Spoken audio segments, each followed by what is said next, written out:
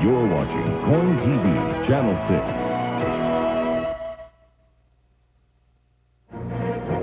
6. It's down to the wire for the president's budget. Billions of dollars at stake, and it may take the vice president to break a tie. In Virginia, one tornado kills customers at a giant Walmart store, and another wipes out the historic section of an 18th century town. And Eye on America. Tonight, high-tech secrets and Hollywood's rising sun. Is it Japan bashing or art imitating life? This is the CBS Evening News with Dan Rather and Connie Chung. Good evening. Dan is on assignment. A final showdown vote in the U.S. Senate tonight on President Clinton's deficit reduction plan. And as the hour of decision ticked closer, the whole deal hinged on one Democratic senator's make or break vote. Chief Washington correspondent Bob Schieffer reports from Capitol Hill. That one senator was Nebraska Senator Bob Kerrey, and tonight he said he had finally reached a decision after debating the issue all day in his own mind. He said he could not bring down the presidency of Bill Clinton by voting against the plan, so he decided to support it. That means when the Senate votes later tonight, it will pass by one vote and become law. Kerry's 11th hour agonizing overshadowed completely the official debate on the Senate floor. No loss really, since the official debate was just a rehash of arguments heard all year. And in total, that will be the largest tax in American history. Kerry, on the other hand, became Washington's top suspense story today. When you have the vote both sides want, everyone wants you. So Kerry's phone lines jammed with callers who wanted his ear. Camera crews hovered outside his door. And what is holding back your decision? I haven't made it. Reporters strained to hear his every word. It still could be a no. It still could be a no. Frank, give me the elevator, will you? No, just kidding. Finance Committee Chairman Moynihan communed with it. What are you going to talk to Senator Kerry about? Between calls from the White House, cabinet officers courted him. I'm sure Bob Kerrey will do the right thing when it comes time to vote. By mid-afternoon, it was beginning to sound like a capital version of Hamlet's to be or not to be speech. What is the follow-on? Is the follow-on in defeat better than the follow-on in victory? And that's a question mark. The question is, where do you go in defeat? If you defeat the bill, do we get bipartisan? And finally tonight, when Kerry did make his decision to vote with the president, he said his head ached from thinking about it all day, but he said his heart ached because he felt the plan the president has outlined really does not go far enough towards solving the nation's deficit problems. Bob Schieffer, CBS News at the Capitol. Pennsylvania Avenue at the White House. They've been manning the phones and counting the votes all day long. Bill Plant is at the White House. Bill, to get the votes, what did the president have to give? Well, Connie, the bazaar has been open here at the White House because, after all, nothing less than President Clinton's future, his presidency itself, is on the line here. They've been frantically trading just about anything they have to for votes, all the way from pork to promises. Some members of Congress wanted more money for projects in their districts. Other members wanted promises of more spending cuts. Take the case of freshman member Marjorie Margolis-Mezvinsky. She cast one of the last two tie-breaking votes last night, which put this package through the House. She was on the phone with the president. Mr. Clinton said, "What can I do for you?" Now, Margolis-Mezvinsky asked for a budget summit to be held this fall in her conservative suburban district near Philadelphia. Not only that, she wanted the political poison of entitlement cuts to be discussed at this summit. The president's reply, "You got it." Bill, will passage of this budget plan be seen by the White House as the mandate the president is hoping for? Connie, they're bound to try and call it that, but it's been so narrow, the margins have been so thin that the president has looked weak. And besides that, when this is passed, if it is, you're going to see the spending cuts and the tax increases, however slight, probably slow down the economy. Nonetheless, the White House will try to take credit for this and make it boost the president's fortunes. All right, Bill Plant at the White House. Thank you. From the president on down, the country's been getting an earful from the politicians about the budget deal. But what about the people most directly affected, the taxpayers? Richard Threlkeld has a sampling as America Speaks. If you think the folks in Congress are divided over the budget package, just listen to the voters. I'm all in favor of it. I think it'll reduce the deficit. I don't approve of what's going on in the budget. The latest polls indicate the public's almost evenly divided for and against the package. Does it represent a spring of hope? over the long run, we will see deficits go down and jobs go up. Or another winter of discontent. The Clinton plan is bad news for you and all other Americans. No wonder people are confused. I don't know who to believe any longer. People do seem anxious to do the right thing. I would be happy to pay more taxes if I truly thought it would solve the deficit problem. But a lot of people wonder if this is the right thing. I realize the deficit needs to be cut, but I think raising individual income taxes is the wrong way to go about it. For working families making less than $180,000 a year, there will be no income tax increase. Mr. President, the middle class is not getting the message. The rich people are supposed to pay more tax, and they'll wind up paying less, and the working class, blue-collar workers, will wind up picking up the burden again. And a lot of upper-income folks doubt their extra tax dollars will be spent wisely. Washington really should have gotten its house in order a little bit more before asking us to pay higher taxes. But people are aware the deficit is climbing, and that needs to be stopped. Do something. Right or wrong, do something. Voters we talked to seemed reassured that finally Washington seems to be moving on the economy, even if they're not all that certain that this budget plan is moving it in the right direction. Richard Threlkeld, CBS News, New York. Stormy politics in and around the nation's capital were matched by brutal weather outside the Beltway, including killer tornadoes just south of Washington. Two of the hardest hit communities are near Richmond, Virginia, as correspondent Bob Orr reports. Weather experts say as many as a dozen tornadoes spun out of a mid-afternoon thunderstorm, with the biggest twister taking aim on a shopping center 20 miles south of Richmond, Virginia. Take care of the staff. Shoppers were trapped inside a crowded Walmart, unable to escape when the storm cut the store in half and brought the roof crashing down. At least 6 people were killed and 100 others injured and rushed away to nearby hospitals. 100 soldiers from Fort Lee have been called in to help with the rescue and search for other victims believed to be trapped in the rubble. After a tour of the area, Virginia Governor Douglas Wilder activated 50 National Guardsmen as well. I have never seen anything like this in Virginia in my stay here, and I don't think that Central Virginians themselves have seen that much. It's awesome. The tornadoes ripped through a wide area south of Richmond, touching down in a number of towns, including historic Petersburg, where Civil War-era buildings were leveled. It sounded like it was a monster coming through town. While weather teams are still assessing the damage, experts say this tornado is, quote, a big deal. I think it will be the most costly. And we've had other bad tornadoes before, but we haven't had any strike a shopping center and do the amount of damage that we had done down there. Tonight, rescue crews from 4 counties are still working in the debris, and police say there are still people trapped in a number of buildings, which could end up costing the region more lives. Bob Orr, CBS News, Washington. Straight ahead on tonight's CBS Evening News, mapping out the battle plans for U.S. pilots in the skies over Bosnia. And from London, a sneak preview inside Buckingham Palace, the Queen's home, now open for business.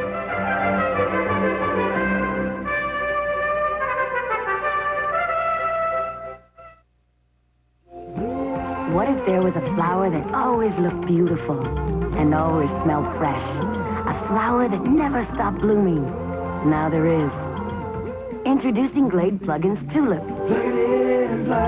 Now Plug-ins refills last even longer. Not for 30, but for 45 days of freshness. Plug into 45 days of Glade freshness. Now in Tulip.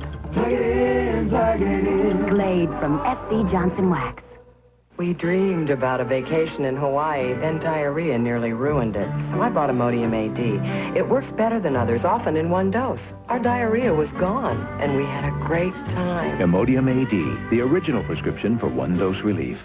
Athlete's foot grows just beneath the surface of your skin, so that's where you have to get to cure it.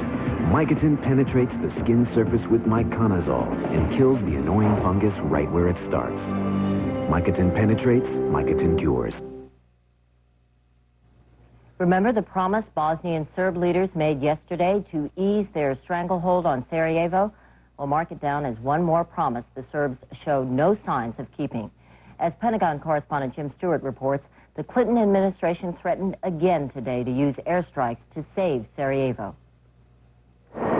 Secretary of State Warren Christopher arrived for a last-minute briefing today at a NATO base in Italy as Western allies put the final touches on plans for airstrikes in Bosnia. We're moving briskly, deliberately, but very briskly. President Clinton was briefed on a Bosnian target list by his top advisors, and General Colin Powell said U.S. forces are ready, but still need a political consensus from the allies before striking. You should not use military force just out of a sense of frustration or a sense of, by God, we've got to do something. The use of military force should always be related to a political objective. The target list gets a final going over Monday by NATO ambassadors in Brussels, who will also review the military situation in Bosnia. It didn't sound like a ceasefire there today. Croatian artillery continued to pound the city of Mostar, and in Sarajevo, Serb, Bosnian, and UN commanders failed to reach agreement on handing over strategic mountain positions to the United Nations.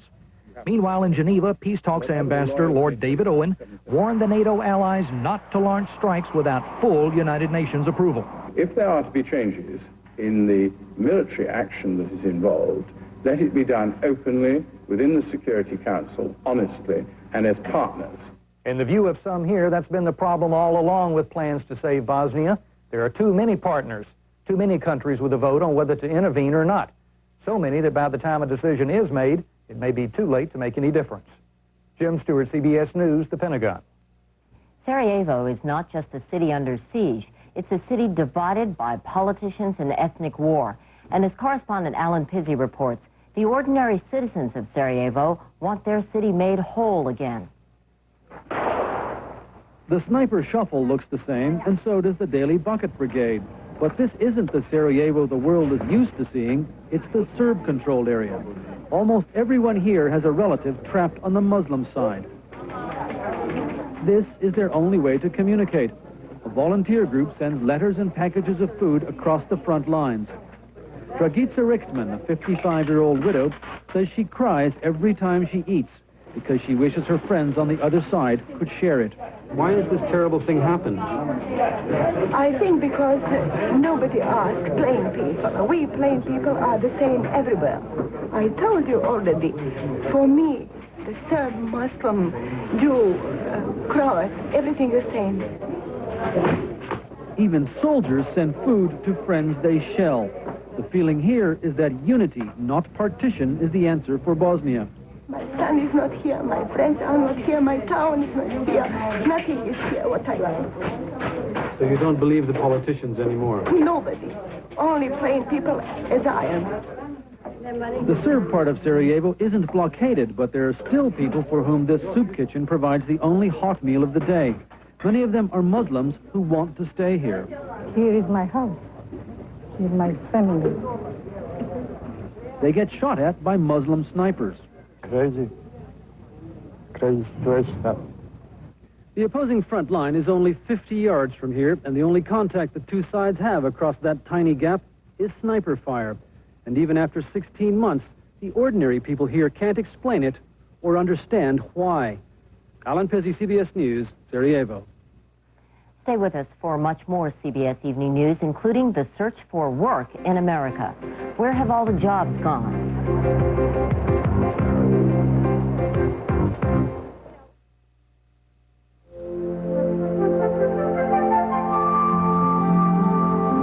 Anheuser-Busch's SeaWorld parks, the trust between our trainers and whales is built over time. Every year, we introduce over 10 million people to the creatures of the sea. We're hoping to help make what's true of SeaWorld true of the people and animals of the whole world. At Anheuser-Busch, that's our pledge and our promise. For 66 years, America has depended on Craftsman tools. To celebrate, Sears is having a big anniversary sale. This Craftsman 7-drawer professional quality chest and cabinet, only $199.98. Plus hundreds of other Craftsman specials, now at Sears. How fast does Anbesol start to relieve toothache pain? Before you can say... Anbesol. Denture pain? Before you can say... Anbesol. Relieve minor mouth pain on contact with Anbesol in regular or maximum strength. Anna wants me to try something I've never tasted before. It's the Kellogg's Muesli. Don't you just love the way she talks? The taste of the Kellogg's Muesli cereal is very surprising. Hey, this is very surprising. It's got plump raisins. They are plump. The flakes very crispy in the Kellogg's muesli. It's crispy. The crunchy almonds, the brown sugar, and the yummy dates. It's yummy. Surprise yourself with the fabulous taste of Kellogg's Mueslix. No. Kellogg's Mueslix. These convicted criminals got out of jail early. You do the crime and you should do the time. This man doesn't agree. He's fighting for their early release. Street Stories tonight. The government says the unemployment rate fell to 6.8% last month, the lowest level in nearly 2 years. But that number can be deceiving. As money correspondent Ray Brady reports, the economy is creating the kind of jobs people just can't live on.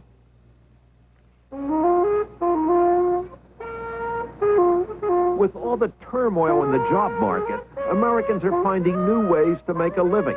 Bryant Michael Davis was a software engineer. Now he focuses on his music. I do a lot of different things I try to do. Some Americans are finding jobs, but even with the current pickup in the economy, many of those jobs are part-time, pay much lower, or don't enable people to use all their skills. 1.2 million Americans have become discouraged and have given up looking for work. They are not counted as unemployed. And 6.5 million Americans can get only part-time work.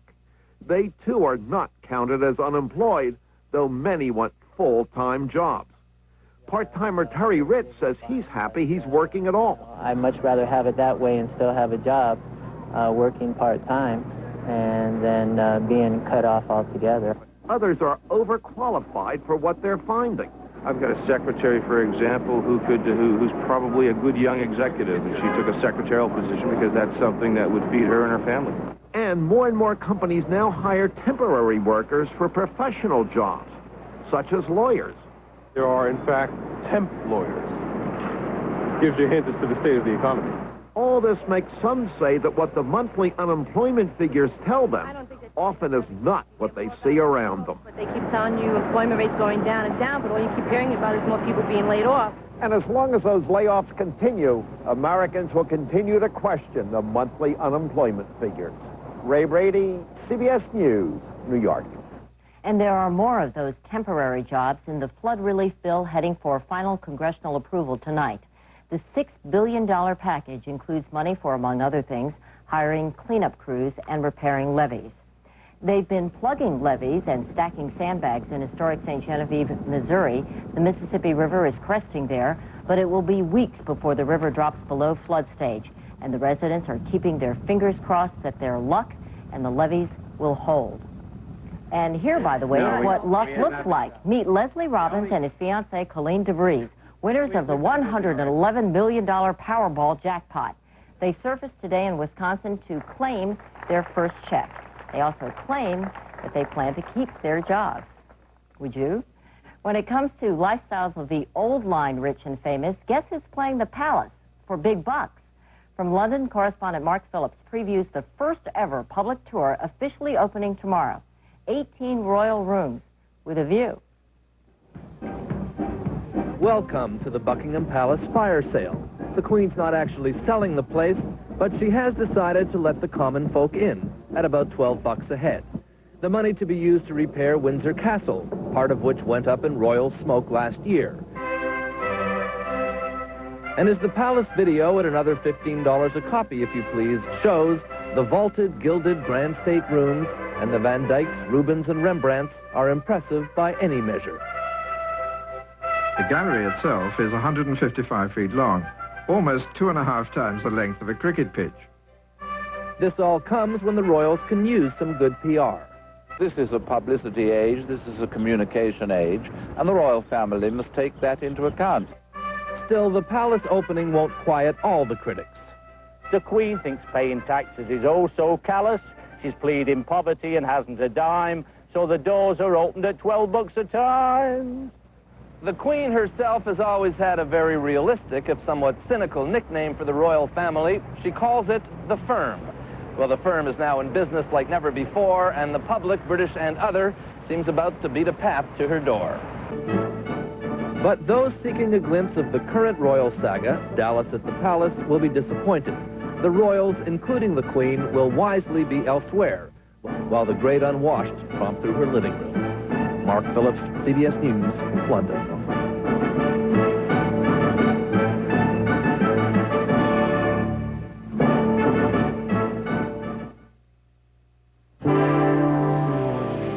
You make me feel so young.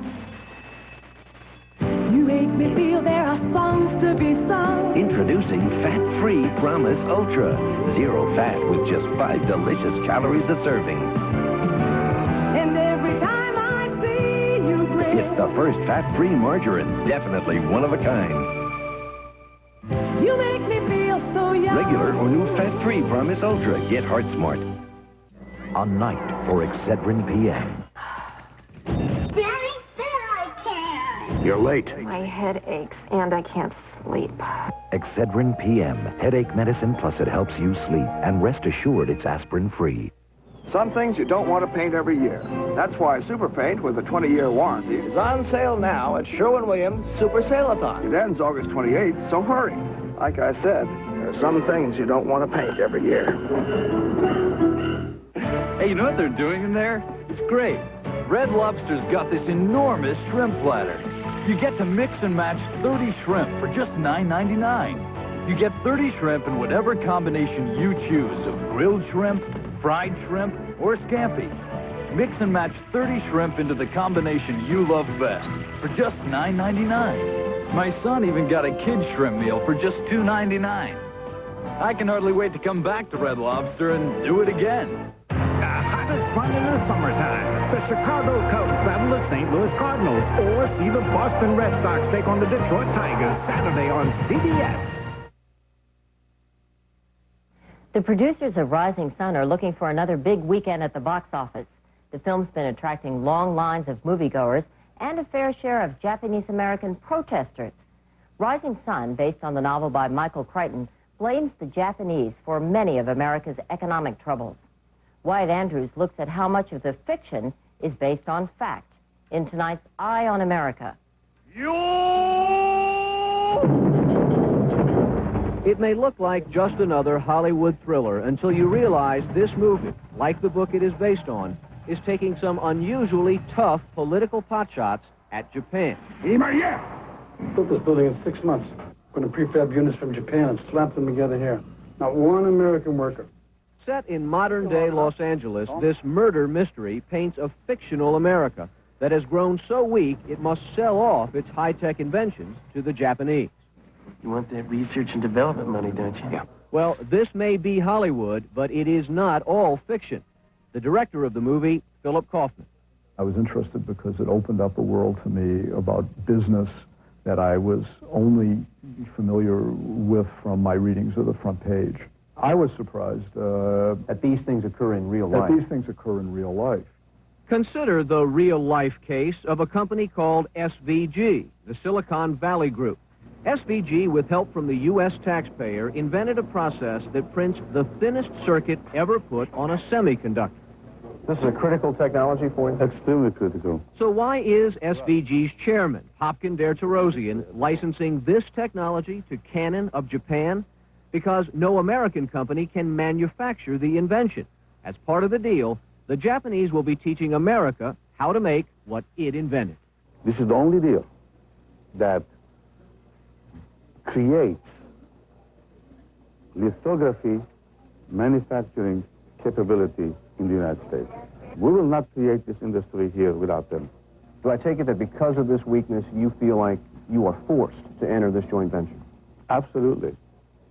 There is a pattern in both the movie and real life that is stunningly familiar. A small American high-tech firm develops a breakthrough technology, but lacks the actual ability to manufacture the product. Enter a Japanese partner to either buy or license the technology. You're going to be part of a great team. In the movie, the Japanese have hired a former U.S. trade negotiator to make sure Congress supports the deal. Is there a real-life foreign agent problem in Washington? Listen to author Pat Choate. This is very extraordinary. The Clinton administration has more former registered foreign agents than any other administration in our history. At the cabinet level alone, the Secretary of Commerce, the Secretary of State, and the U.S. Trade Representative have either worked for or received law firm profits from Japanese clients. That does not suggest dishonesty. It does illustrate Japan's depth. The Japanese have more political influence in this town than any other single group. And what's true in Washington goes double in Hollywood. It's extremely unusual that this film got made. Steve Clements, the film's technical advisor, says only 20th Century Fox even bid on the rights to the movie. Universal and Columbia are owned by Japanese companies, and everyone else, Clemens says, saw Rising Sun as too risky. Their influence in Hollywood is very real. Offhandedly, you might dismiss this movie as Japan bashing, except for one recurrent theme. We're giving this country away. Nobody forced us to do it. If Japan has achieved power in America, whose fault is that? I think most of the fault lies with us. This is America's fault for permitting it to happen. We have to be awake. We have to be smarter. Much of the punch in Rising Sun, then, is directed inward.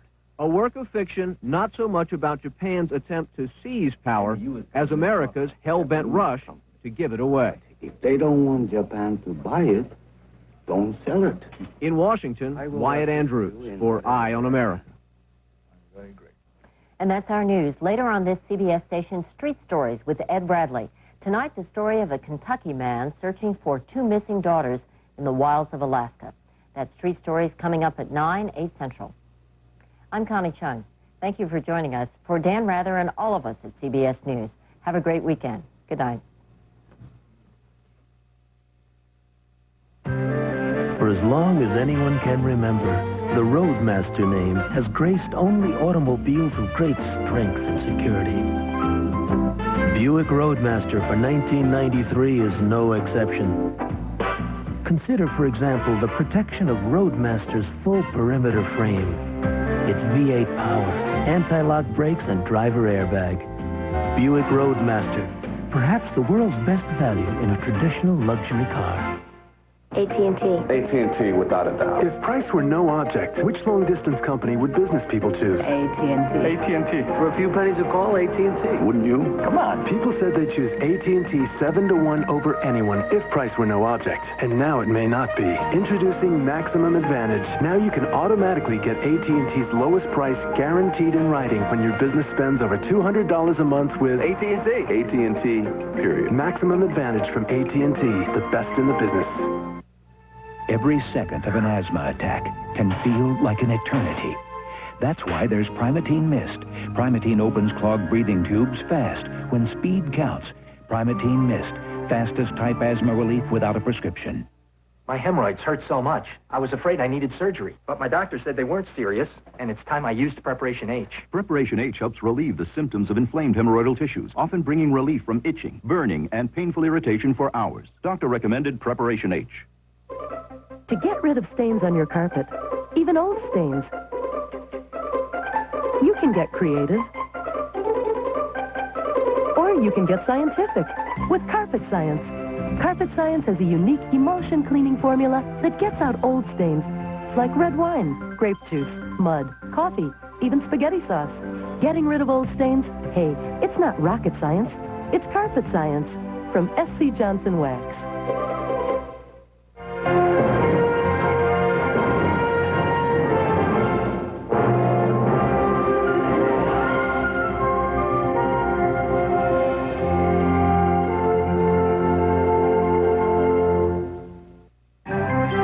Experience CBS News. This is